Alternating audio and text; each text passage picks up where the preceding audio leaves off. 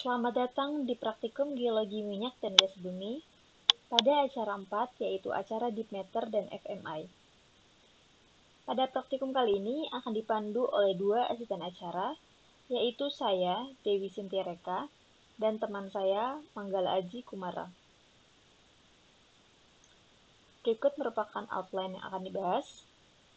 Akan ada pembahasan mengenai tujuan, alat dan bahan, pembahasan Deep Matter, pembahasan FMI, latihan soal, dan juga daftar pustaka. Tujuan acara analisa Deep Matter dan FMI bertujuan untuk memberikan pengetahuan mengenai cara analisa dan interpretasi data log Deep Matter serta pengenalan log FMI. Alat dan bahan yang akan kita gunakan adalah log Deep Matter, lembar latihan 1, 2, dan 3, busur, kertas HVS, alat tulis, pensil warna, dan laptop.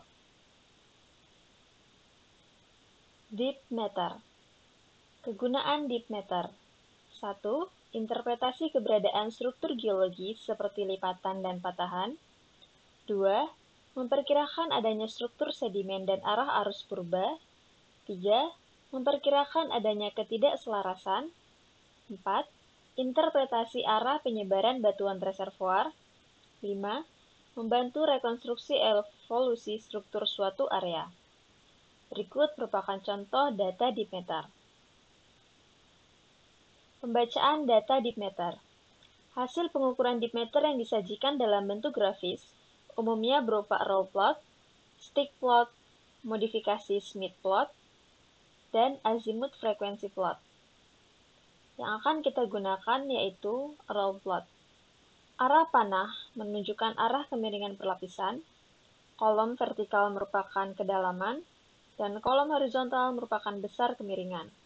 Berikut merupakan contoh plottingan data row plot. Titik biru ini merupakan titik data Deep Matter dengan arah sebesar N30 derajat east dengan nilai deep sebesar 10 derajat dan juga kedalaman sebesar 1000 meter.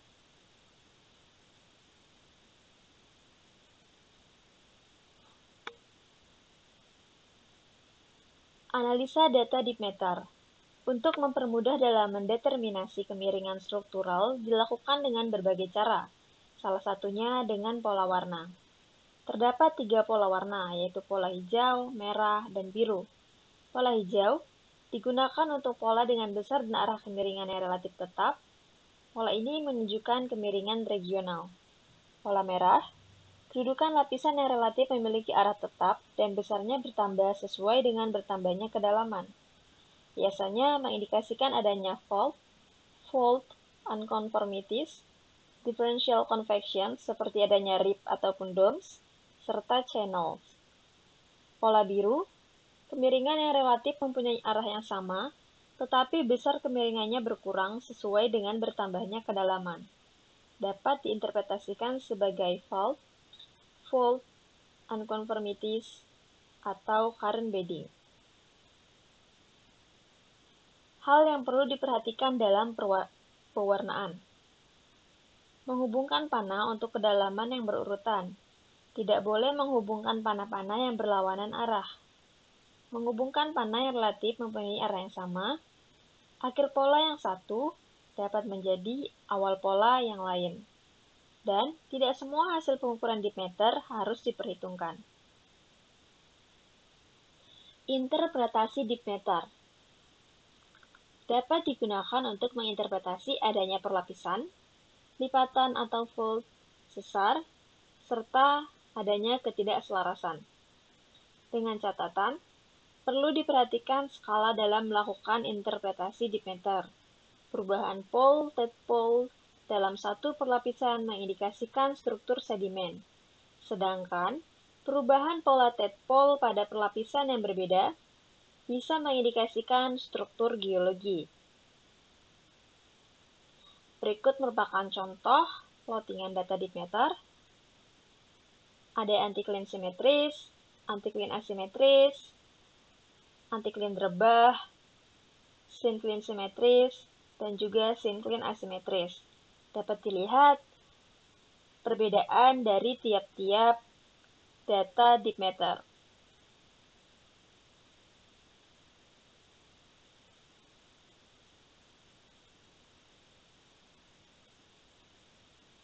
Berikut merupakan contoh lain. Berikut merupakan contoh adanya breaksi sesar. Kemudian ada sesar turun. Terlihat perbedaan data deep matter-nya. Kemudian ada sesar naik. Kita dapat melihat pola dari data deep matter-nya.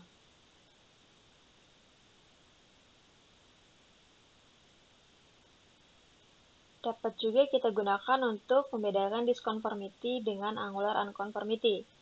Berikut merupakan contoh dari data deep matter disconformity, memiliki dip dan arah yang cenderung sama.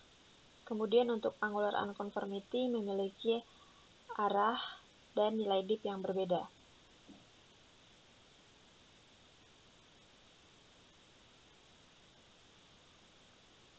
Nah, berikut merupakan contoh lainnya yang lebih kompleks.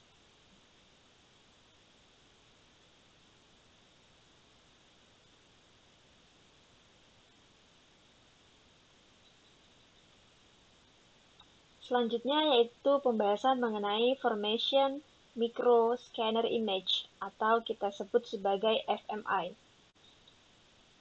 FMI merupakan log dalam bentuk gambar sehingga memperlihatkan penampakan batuan di bawah permukaan yang mirip dengan kondisi aslinya. FMI juga dapat diartikan sebagai data dalam bentuk gambar sehingga memperlihatkan kenampakan kemiringan lapisan batuan secara detail. FMI bisa digunakan sebagaimana halnya data deep matter, dan kegunaan lainnya adalah 1. Memperlihatkan tekstur batuan sedimen. 2. Membantu mengenali tipe pori sekunder berukuran makro pada batuan karbonat. 3. Menunjukkan keberadaan rekahan batuan, baik yang alami atau karena pemboran. 4. Rekahan yang dikenali dari FMI dapat ditentukan arah, kemiringan, dan tipenya. Apakah dia terbuka, tertutup, atau sebagian tertutup. 5. Menunjukkan kontak perlapisan batuan secara lebih detail. Berikut merupakan contoh dari FMI, core presentations, dan ini unroll image of a fault.